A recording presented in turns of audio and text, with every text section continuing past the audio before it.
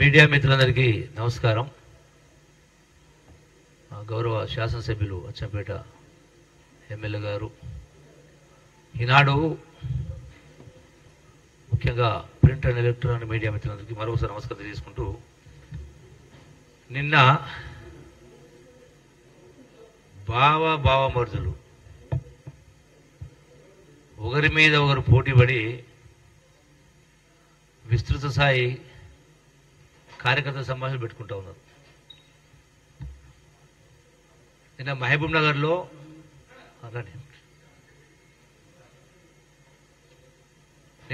నగర్లో కేటీఆర్ గారు మహబూబ్ నగర్ పార్లమెంటు నియోజకవర్గ స్థాయి కార్యకర్త సమావేశంలో మాట్లాడుతూ,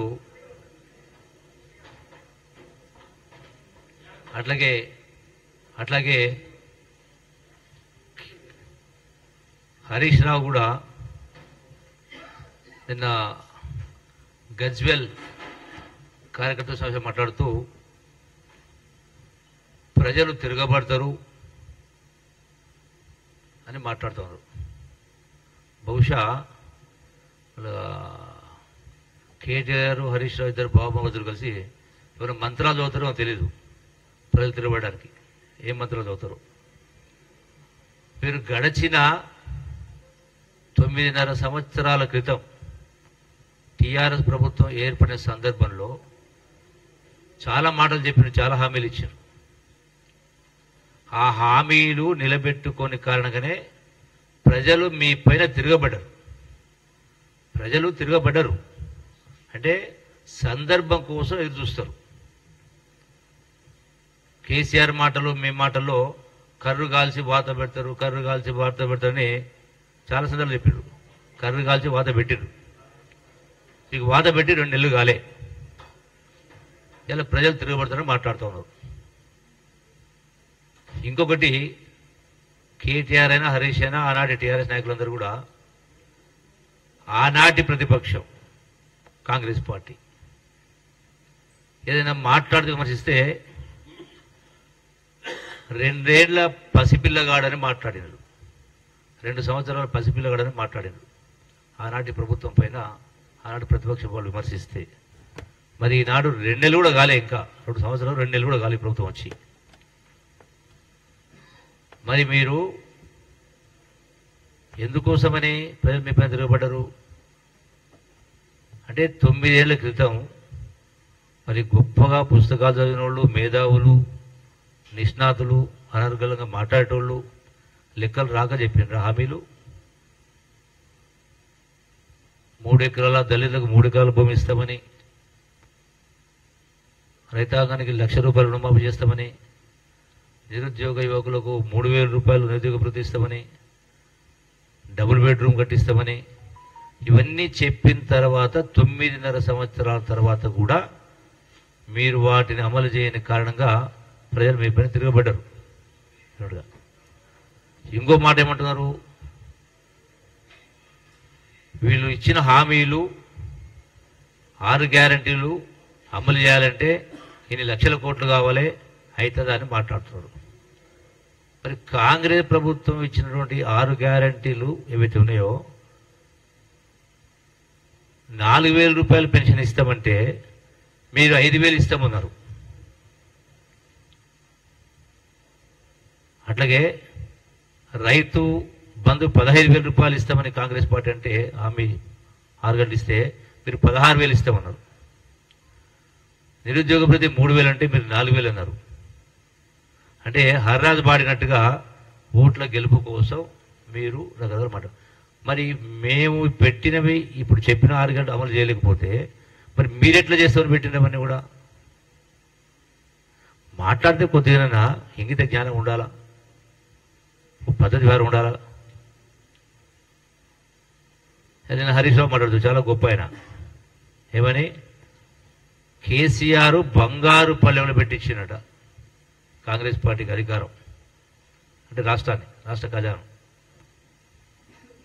అంటే ఇంతకంటే జూటా మాటలు ఉన్నాయా? ఎంతసేపు అన్ని కుట్రలు కుతంత్రాలు ఎత్తుల్లో వినతో పెట్టిన విద్య వీళ్లకు.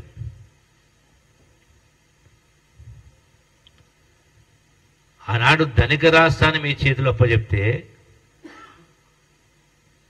మీరు ఆనాడు గతంలో మీ ప్రభుత్వం, అంటే నేను కూడా ఉన్నా టీఆర్ఎస్లో సందర్భంలో, లెక్కలు చెప్పిన 2 లక్షల కోట్ల అప్పు, 2,50,000 ఉంది, ఇంత లేదు అంత లేదు, 1,50,000 కోట్లు చెప్పుకుంటూ వచ్చారు. ప్రజలు కూడా నమ్మారు, అందరూ నమ్మారు వాస్తవంగా. ఎందుకు మీరు ఎక్కడ కూడా ఏ జీవోలు ఇష్యూ చేసినా ఆన్లైన్లో పెట్టలే, అంటే దాచిపెట్టి మూసిపెట్టారు. చాలా విషయాలు దాచిపెట్టి మూసిపెట్టారు, అంటే ప్రజలకు తెలియకుండా ఉండాలి. తీరా మొన్న శాసనసభలో మీ నిర్వాకమేందో మీ శర్వాకమేందో శాసనసభలో బట్టబయలైంది. 7 లక్షల కోట్ల అప్పు. అట్లనే మళ్ళీ ఇది కాకుండా విద్యుత్ సంస్థల అప్పు 81,000 కోట్ల రూపాయలు. ఈ 7 లక్షల కోట్ల అప్పుకే సంవత్సరానికి బహుశా సబ్జెక్టు కరెక్షను 40,000 కోట్ల పైచిలకు ఇలా వడ్డీ కట్టే పరిస్థితి. అయినా కూడా ఈనాడు కాంగ్రెస్ ప్రభుత్వం కేంద్రంలో సోనియా గాంధీ గారి నాయకత్వాన, ఖర్గే గారి నాయకత్వాన, రాష్ట్రంలో గౌరవ ముఖ్యమంత్రి రేవంత్ రెడ్డి గారి నాయకత్వాన చెప్పిన మాట కట్టుబడి ఎన్ని ఇబ్బందులున్నా ఎన్ని అడ్డంకులున్నా ఈనాడు ఆల్రెడీ 2 గ్యారెంటీలను మొదలుపెట్టడం జరిగింది. మిగతాయి కూడా డెఫినెట్గా మీరు చేసిన నిర్వాహకంలో ఇన్ని ఇబ్బందులు ఉన్నా కూడా ఒక్కొక్క దాన్ని అధిగమిస్తూ డెఫినెట్గా ఒకదాని తర్వాత ఒకటి అమలు చేసే కార్యక్రమం చేస్తాం. అమలు చేయకపోతే డెఫినెట్గా వచ్చే ఎన్నికల్లో ప్రజలు ఎవరి బుద్ధి వాళ్ళు బుద్ధి చెప్తారు. మీరు తిరగబడమంటే ప్రజలు తిరగబడ్డారు, మీరు ఆల్రెడీ మిమ్మల్ని తిరగబడ్డారు. ఇంకో మాట కేటీఆర్ ఆదాని గురించి మా గౌరవ ముఖ్యమంత్రి గారు ఆదాన్ని కలిస్తే ఏం మాట్లాడినరు? అలాయ్ బలాయ్ అని మాట్లాడారు. ఒక ప్రభుత్వ అధినేతగా ఎవరి కోసం? ప్రజల కోసం, నిరుద్యోగ యువత కోసం, పారిశ్రామిక అభివృద్ధి కోసం. పారిశ్రామికలు కలుస్తారు, మీరు కలిసిలేరా? మీరు అలా బలాయ్ అంట కాగలేరా? బీజేపీ అంట కాగలేరా? ఎన్ని సందర్భాల్లో ఆనాటి కేంద్ర ప్రభుత్వం ప్రవేశపెట్టిన, పార్లమెంటుని ప్రవేశపెట్టిన ప్రతి బిల్లుకు మీరు సమర్థించారు. అది రైతు చట్టాలైనా, జిఎస్టీ అయినా, ఇంకోటైనా. ఇది నిరుద్యోగ యువత కోసం పెట్టుబడులు తీసుకొచ్చి ఉపాధి అవకాశాల కోసం, వ్యక్తిగతం కాదు కదా.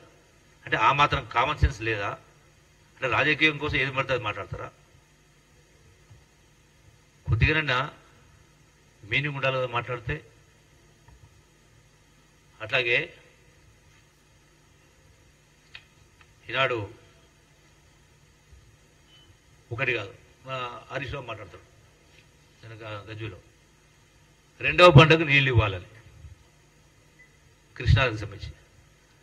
వాస్తవంగా జూరాలైనా, కల్వకుర్తి లిఫ్ట్ అయినా, కేఎలైనా సరేనా, కృష్ణాలో వాటర్ ఇన్ఫ్లోస్ లేవు, డెడ్ స్టేర్కి వచ్చింది.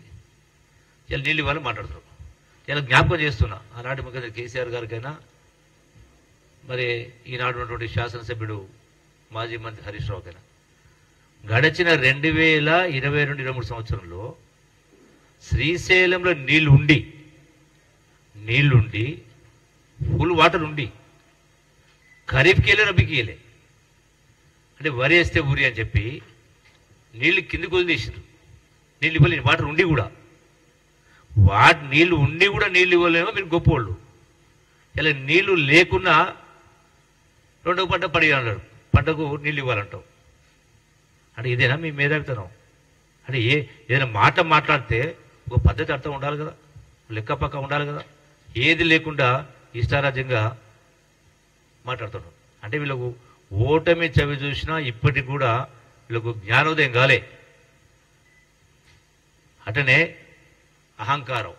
ఎందుకు మీకు ప్రజలు మేము తిరగబడ్డారు అంటే మీ అహంకారం, కుటుంబ పాలన, ఇష్టారాజ్యంగా అవినీతి, దోపిడీ నిరూపించాలని మాట్లాడుతున్నారు. నేను గతంలో చెప్పిన మళ్ళీ చెప్తా ఉన్నా. ఎందుకు మీరు జీవోలు ఇవ్వాలని దాచిపెట్టి మూసిపెట్టినరు? ఎందుకు ఓపెన్ టెండర్ సిస్టమ్ కాలేదు? ఫస్ట్ ఆల్రెడీ కోర్టులో కేసు నడుస్తా ఉన్నాయి, కేసులు వేసిండ్రు, వేసేవాళ్ళు కోర్టుకు మీకు అవినీతి పైన కోర్టులో కేసు వేసిండ్రు. ఏదో రకంగా ఇష్టారాజ్యంగా అంటే 10 సంవత్సరాల అధికారం ఉండి కూడా ఏ ఒక్కటి కూడా మీరు అమలు చేయలే. ముస్లింలకు 12% ఉన్నారు, అది కూడా అమలు చేసే కార్యక్రమం చేయలే. మీరు చేసినా చేయకపోయినా కాంగ్రెస్ పార్టీ ట్రాక్ రికార్డ్ ఏందో ప్రజలకు తెలుసు. మాట చెప్పిన మాట కట్టుబడ్డది కాబట్టే ఆనాడు వందలాది మంది బిడ్డల ప్రాణత్యాగం చూసి సోనియా గాంధీ గారు తెలంగాణ ఇస్తామని చెప్పి ఇవ్వడం జరిగింది. అది కూడా తెలంగాణ ఇస్తే ఆంధ్ర ప్రాంతంలో కాంగ్రెస్ పరిస్థితి రాజకీయంగా నష్టం జరుగుతుందని తెలిసి కూడా ఇవ్వడం జరిగింది. ఈ రోజున కాంగ్రెస్ పార్టీ చెప్పినటువంటి ఇలా 6 గ్యారెంటీ ఉందో ఆల్రెడీ ప్రజల నుంచి ప్రజా సదస్సులు పెట్టి దరఖాస్తులు తీసుకోవడం జరిగింది, అప్లికేషన్ తీసుకోవాల్సింది. ఒక్కొక్క కేటగిరీ గురించి ప్రతి దాని గురించి కూడా తీసుకోవడం జరిగింది. ఆల్రెడీ డిజిటలైజేషన్ కార్యక్రమం మొదలైంది, నడుస్తూ ఉంది. సో అది పూర్తిగా అయిన తర్వాత డెఫినెట్గా ఒకదాని తర్వాత ఒకటి నెరవేర్చేటువంటి కార్యక్రమాలకు చేసే జరుగుతూ ఉంది. అట్లానే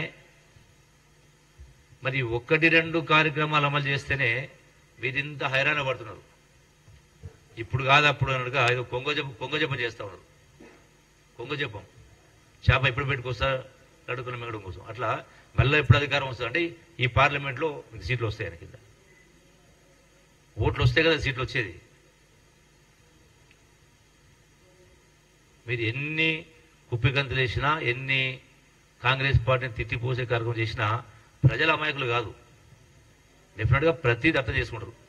మీరు ఇంత గొప్ప రాష్ట్రాన్ని, మంచి రాష్ట్రాన్ని అప్పుల కుప్పగా చేసి ఇలా పరిపాలన వ్యవస్థ పూర్తిగా దుర్మార్గం జరిపోయింది. ఎక్కడ చూసినా కూడా ఏ ఒక్కటి కూడా సరైన పద్ధతిలో జరుగుతలేదు. ఇంకా 3 నెలలే కదా, 3 నెలల తర్వాత రేపు పార్లమెంట్ ఎన్నికల్లో డెఫినెట్గా మహా వస్తే మీకు పూర్తిగా పక్కా బయట కూడా 2-3 ఇస్తే ఇవ్వచ్చు ప్రజలు. డెఫినెట్గా మీరు జరిగేది అదే. మీరు మనం చూడలేదా 100 కోట్లు గుమ్మరిచ్చిండ్రు, 100 కోట్లు 1000 కోట్లు. అయినా కూడా ప్రజల వాస్తవం ఏందో గమనించింది కాబట్టే బుద్ధి ఉంటే ఇంకొకసారి బీఆర్ఎస్కు ఓటు వేయదని ప్రజలు నిర్ణయించుకున్నారు. కాబట్టి ఆల్రెడీ ఇప్పటికి కూడా మీకు ఇంకా అర్థం కానుంటుంది. ఈ మిగతా హామీలు గనక పూర్తయితే బీఆర్ఎస్ పార్టీ పరిస్థితి ఉంటుందో అర్థం చేసుకోవచ్చు. అందుకే ఈ రోజున బీఆర్ఎస్ పార్టీని బతికించుకోవడం కోసం అంటే అంటగా అవుతూ ఉన్నారు బీజేపీ. అయినా ఏమంటున్నారు, కాంగ్రెస్ బీజేపీ కలిసిందని మాట్లాడుతున్నారు. అంటే ఉల్టా చోర్ కోత్వాల్ గడ్డ అంటున్నట్టుగా మీరు గడచిన మీరు పార్లమెంట్లో బిల్లులు చూసినా, కవిత కేసు చూసినా, ఇంకోటి చూసినా టోటల్గా కలిసి ఉందని ప్రజలు మొత్తం అర్థమైంది. కాబట్టి బొద్దు పెట్టే కార్యక్రమం చేసినారు. అయినా కూడా మీకు బుద్ధి రాకపోతే దానికి మరి ప్రజలు అనేది కేవలం సమావేశాలు బట్టి రాజకీయ విమర్శ చేసే కార్యక్రమం చేస్తూ ఉన్నారు. ఈ రోజున ఇలా బీఆర్ఎస్ పార్టీ నుంచి పోటీ చేయడానికి అభ్యర్థులు భయపడతా ఉన్నారు, వెనుక ముందు అవుతా ఉన్నారు. మాకొద్దబ్బా అంటే మాకొద్దని అంటుంటే దేవులాడుతూ ఉన్నారు. నాకు తెలుసు కొన్ని నియోజకవర్గాల్లో ఏం జరుగుతూ ఉందో తెలుసు నాకు. సో డెఫినెట్గా వెనుక ముందు అవుతా ఉన్నారు. ఇంకో వైపున మీరు చూస్తారు కొద్ది రోజులనే ఆల్రెడీ బీఆర్ఎస్ పార్టీ నుంచి పార్టీని వీడడానికి ముందుకు వస్తూ ఉన్నారు. అయినా కూడా మేము ఎవరిని పిలుస్తలేము, మేము ఎవరిని అడుగుంటలేము, అవసరం లేదు మాకు. ఈ పార్లమెంట్ ఎలక్షన్ తర్వాత ఇప్పటికే స్థానిక సంస్థ ఎన్నికల్లో బీఆర్ఎస్ పార్టీ వాళ్ళే వాళ్ళ నాయకత్వాల పైన అవిశ్వాస తీర్మానం పెడతా ఉన్నారు. అది మున్సిపాలిటీస్ కావచ్చు, జిల్లా పరిషత్ కావచ్చు, రకరకాల అవి కంటిన్యూ అయితేనే ఉండేటువంటి జరుగుతూ ఉంది. అంటే వాళ్ళ కార్యకర్తల్ని కాపాడుకోవడం కోసం ఒక గంభీరంగా మాట్లాడే ప్రయత్నం చేస్తూ ఉన్నారు. మమ్మల్ని మించిన వాళ్ళు లేరనే కింద ఏమంటారు ఇప్పుడు వీళ్ళు? ఎవ్వరికి లేనంత సైన్యం మాకుంది, 60 లక్షల సభ్యత్వం ఉంది మాట్లాడుతున్నారు. మరి 60 లక్షల సభ్యత్వం ఉంటే ఎక్కడ పోయినా? మరి ఎవ్వరికి లేని సైన్యం మీకుంటే అదే దోసుకున్నటువంటి కార్యకర్తలు కావచ్చు, నాయకులు కావచ్చు ఉండవచ్చు. కానీ ప్రజలు ఏం చేయాలనో ఇప్పటికీ అది చేయడం జరిగింది, చూపించడం జరిగింది. ఇలా వీళ్ళు ఏం మాట్లాడినా, కేటీఆర్ మాట్లాడినా, టీఆర్ఎస్ హరీష్ రావు మాట్లాడినా, ఇంకోరు మాట్లాడినా అవుట్ ఆఫ్ ఫ్రస్ట్రేషన్ మాట్లాడుతూ ఉన్నారు. అవుట్ ఆఫ్ ఫ్రస్ట్రేషన్లో మాట్లాడే కార్యక్రమం చేస్తూ ఉన్నారు, అసత్య ప్రచారం చేస్తూ ఉన్నారు. ఇలా ఇప్పటికే మా గౌరవ ముఖ్యమంత్రి గారు ఈ యొక్క బీఆర్ఎస్ పార్టీ చేసిన అవినీతి పైన సందర్భం సంబంధించి ఇప్పటికే విజిలెన్స్ ఎంక్వైరీలు కావచ్చు, సుప్రీంకోర్టు అంటే హైకోర్టును ఆశ్రయించడం జరిగింది. సిట్టింగ్ జడ్జి తోటి ఎంక్వైరీ చేయమని చెప్పని ఇప్పటికే కూడా జరిగింది. ఇలా సాగునీటి ప్రాజెక్టుల పైన ఇతరత్ర ఏ విధంగా అవినీతి జరిగింది అనేది ప్రజలకందరికీ తెలుసు. మీరు ఎన్ని మాట్లాడినా ఏం చేసినా రాబోయేటువంటి ఎన్నికల్లో, పార్లమెంట్ ఎన్నికల్లో డెఫినెట్గా కాంగ్రెస్ పార్టీ మొన్న శాసనసభలో జరిగినటువంటి వాటికంటే కూడా అదనంగా in terms of percentage of votes, so డెఫినెట్గా ఇంకా పెరగబోతూ ఉంది. దాని ద్వారా 13-14 సీట్లు మహా అంటే 1-2 వస్తే రావచ్చు కాంగ్రెస్ పార్టీకి. అది కూడా ఏంటి అంటే వేరే వాళ్ళని పెడితే గెలవలేని మేమైతేనే గెలుస్తామని కుటుంబ సభ్యులు వెళ్తున్నారో ఆ కుటుంబ సభ్యులు 1-2 గెలిస్తే గెలవచ్చు. అంటే అడవులుగా దోపిడీ చేసి అడవులు ఖర్చు పెట్టి కార్యక్రమం చేసి ఉండొచ్చు. అంతే తప్ప ఎన్ని మాట ఇప్పటికైనా నేను ఏమంటానంటే సూచిస్తానా, ఈ తప్పుడు ప్రచారాలు అబద్ధాలు మానండి. ప్రజలకు విశ్వాసం వస్తుంటే నిజాయితీగా మాట్లాడితే, ఉన్నదిన్నట్టుగా మాట్లాడితే ప్రజలు విశ్వసిస్తారు. మీరు తిమ్మిని పంపించేసినట్టుగా ఏది పడుతుంది మాట్లాడితే ఎవరు కూడా విశ్వసించరు, మీకు అవకాశం రాదు. వచ్చే భవిష్యత్తులో మీరు టీఆర్ఎస్ పోయి బీఆర్ఎస్ అయింది, బీఆర్ఎస్ పోయి మళ్ళీ టీఆర్ఎస్ లో కాదు, ఏది ఉండదు. ఇక వీళ్ళు ఎంత అరిసిగి పెట్టినా, ఎన్ని కుట్రలు చేసినా పొద్దులేస్తే బట్టగాల్సి మీద కార్యక్రమం చేస్తూ ఉన్నారు. ఏ స్థాయికి దిగజారినో చూసిరు మీరు. కార్యకర్తలు అంటే వ్యక్తిగత తగాదాలు ఉండే సంఘటన జరిగితే వాటిని రాజకీయంగా రంగు పులిచే కార్యక్రమం చేస్తూ ఉన్నారు. అంటే వీళ్ళ స్థాయి ఇదేనా? ఏముంటుంది ఒకనాడు ఏముంటుంది? గడచిన మీ బీఆర్ఎస్ ఎమ్మెల్యే మాట్లాడింది కదా, హరీష్ రావు గురించి బీఆర్ఎస్ ఎమ్మెల్యే మాట్లాడింది కదా, మేము మాట్లాడలే. వాస్తవం కాదా? మాట్లాడింది కాబట్టి పక్క పెట్టే ప్రయత్నం చేశారు. అంటే ఉన్నట్టు మాట్లాడితే నిష్ఠూరం. ఇప్పటికైనా బుద్ధి తెచ్చుకొని ఈ తప్పుడు ఆరోపణలు మాని, వచ్చి 2 నెలలు కాలేదు, ఇంకా పెట్టలే, ఇంకా చేయలే, ఇంకా అమలు చేయలేదంటే బుద్ధి జ్ఞానం నుండి మాట్లాడే మాటలు కాదు. ముఖ్యమంత్రి గారైనా ఇలా క్యాబినెట్ అయినా గౌరవ శాసనసభ్యులైనా ప్రజలలో ఉంటూ ప్రజాసభను పట్టించుకుంటూ ప్రజలను తిరుగుతూ ప్రభుత్వం ఇచ్చిన హామీల్ని అమలు చేసే కార్యక్రమం చేస్తూ ఉన్నాం. ఎందుకు మాకు టైం పడతా ఉంది కొన్ని అమలు చేయడం కోసం అంటే నిజాయితీగా ఉండాలి, స్వచ్ఛంగా పేదవాడికి న్యాయం లబ్ధి జరగాలని ఇవన్నీ కూడా డాటా తీసుకొని వాటిపైన మళ్ళీ గ్రామ స్థాయిలో వాటిని సర్వే చేసే కార్యక్రమం చేసి, అరువులను సెలెక్ట్ చేసే కార్యక్రమం చేసి ఇవన్నీ అమలు చేస్తాం, డెఫినెట్గా అమలు చేస్తాం. Thank you.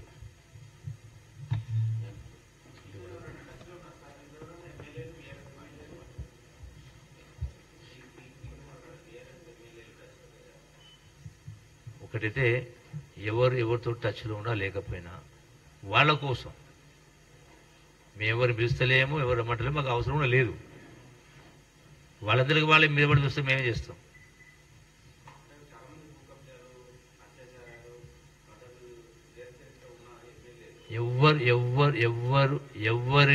ఎవరిని మేము ఆడుకోవాల్సిన అవసరం లేదు, మేము అడగాల్సిన అవసరం లేదు. అటువంటి వాళ్ళే అందుకే ప్రభుత్వం ప్రజలు ఓడగొట్టింది, మట్టి కనిపించింది కదా. విర్రబీగిన వాళ్ళు, పాండిత్యం ఒలగబోసిన వాళ్ళను, కబ్జాలు, లూటీలు, ఎండోమెంట్ ల్యాండ్స్, ఇట్లా రకరకాల ప్రభుత్వ పట్టా భూములు, మన గవర్నమెంట్ ల్యాండ్స్, మన ఇనామ్ ల్యాండ్స్, అట్లాగే అసైన్ ల్యాండ్స్ పేదోళ్ళే గుంజుకున్నారు. ఇప్పటికైనా బుద్ధి తెచ్చుకోమని ఈ తిక్కవాగుడు సొల్లువాగుడు కట్టి పెట్టుకోని చెప్పని ఇద్దరు బావబావమరులకు నేను విజ్ఞప్తి చేస్తా ఉన్నా. Thank you.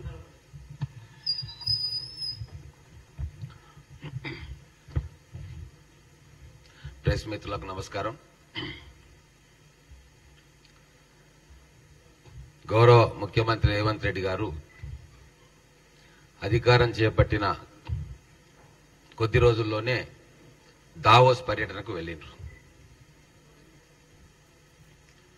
మంత్రులు శ్రీధర్ బాబు గారితో సహా అధికారుల టీం. గతంలో దావోస్కు కేటీఆర్ గారు ఒక్కరే వెళ్ళేటోళ్ళు, ఏ మంత్రి కూడా రాకపోయేది. అంటే మొత్తం నేనే, తెలంగాణ అంటే నేనే అనే భావన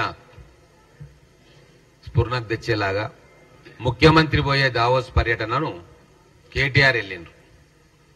కానీ ఈరోజు రాష్ట్రాన్ని రిప్రజెంట్ చేసే ప్రథమ వ్యక్తి ముఖ్యమంత్రి గారు దావోస్లో తెలంగాణను రిప్రజెంట్ చేస్తా ఉన్నారు. మొదటి రోజు